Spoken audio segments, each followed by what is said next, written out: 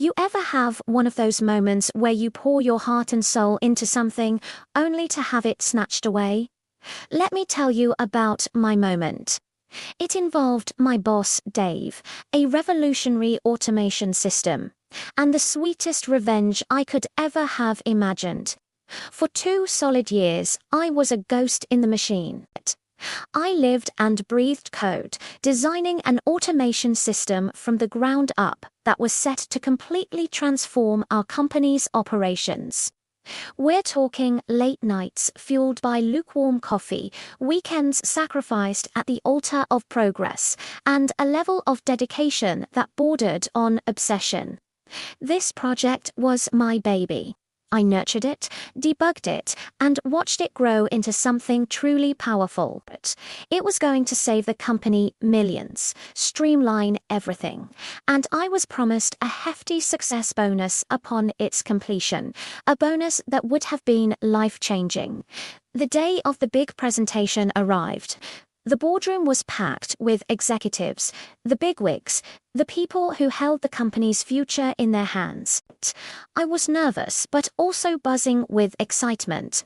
This was it. This was the culmination of 24 months of relentless effort. I had my presentation ready, every slide polished, every talking point rehearsed. But as the meeting started, Dave, my direct manager, walked to the front of the room. He stood in front of the massive screen, my work projected behind him, and he began to speak. He spoke about his vision.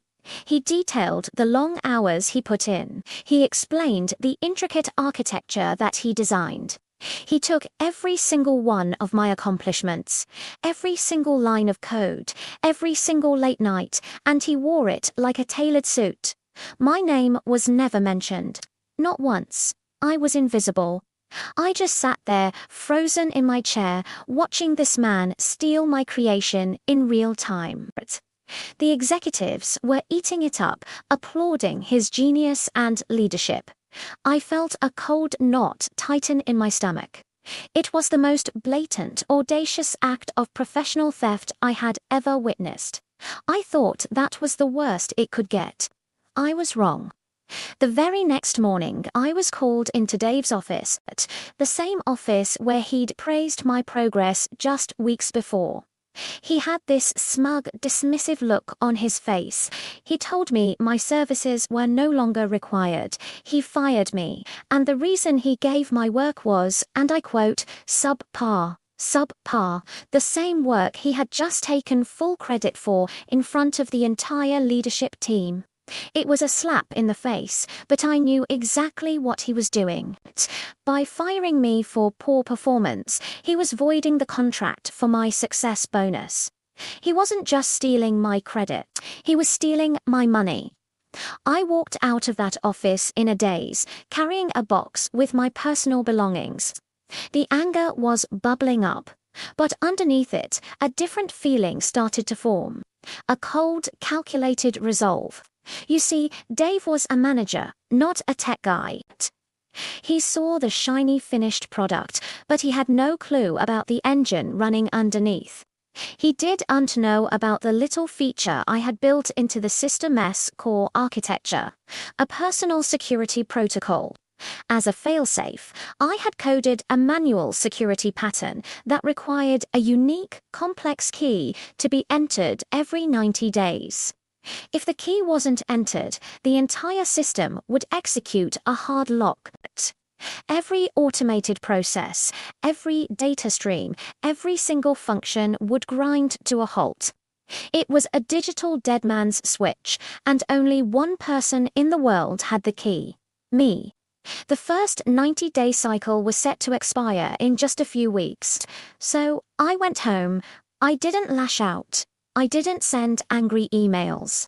I just took a deep breath, opened my phone, and blocked Dave's number. Then I blocked his email. I made myself a digital ghost. And I waited. The first few weeks were quiet. I started looking for new jobs, updating my portfolio with my real accomplishments, and trying to move on. But in the back of my mind, a calendar was ticking down. Then the day came. It was a Tuesday. I woke up, made coffee, and checked my email. Nothing. I checked my blocked calls list. Nothing yet. I almost started to wonder if they'd figured it out. Maybe they hired a real genius who found my back door. But then, around 10 a.m., it started. My phone began to vibrate, but the screen stayed dark. It was the call blocker app working overtime. One missed call from a number I didn't recognize. Then another. And another. Curiosity got the better of me. I unblocked Dave's number for just a second to see the log. 47 missed calls in the span of an hour. And then came the voicemails. I pressed play on the most recent one. It wasn't the confident, arrogant voice of the man who fired me. It was a frantic, desperate sob. He was practically crying. He said the entire company was dark. Operations had ceased. The system was locked, and nobody knew why. He said they were losing millions by the hour. He was begging, pleading for me to call him back. He offered me my job back, a promotion, and double the original success bonus if I could just come in and fix it. I listened to the entire pathetic message. I let his panicked words hang in the air. Then I picked up my phone, took a deep breath, and called him back. He answered on the first ring, his voice a mess of relief and desperation. "I'll do anything. Just tell me what to do," he stammered. I let a moment of silence pass, and then, in the calmest, most level voice I could manage, I said, "Dave, I'm afraid I can't help you." He was confused. "What? Why not? I'll pay you anything." I just replied, "My work is subpar, remember. I wouldn't want to risk making things worse." And then I said the two words he deserved to hear more than anything, "Good luck," and I hung up. I blocked his number again, for good this time. I heard through the grapevine that the company had to hire an external cybersecurity firm, and it cost them a fortune and weeks of downtime to rebuild a fraction of what I had created. Dave was fired, his reputation in tatters. Sometimes the best revenge isn't loud and explosive. Sometimes it's just a quiet, well-placed line of code.